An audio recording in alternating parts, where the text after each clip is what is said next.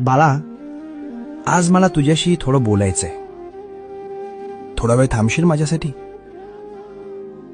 खूप धावतोयस रे तू, सुखाच्या मागे आणि पैशाच्या मागे. पण तरीही रोज रात्री उशीवर डोकं टेकवल्यावर तुला रिकामं का वाटतं? मला माहितीये, तू कोणाला सांगत नाहीस. तुला वाटतं तू एकटा पडलायस.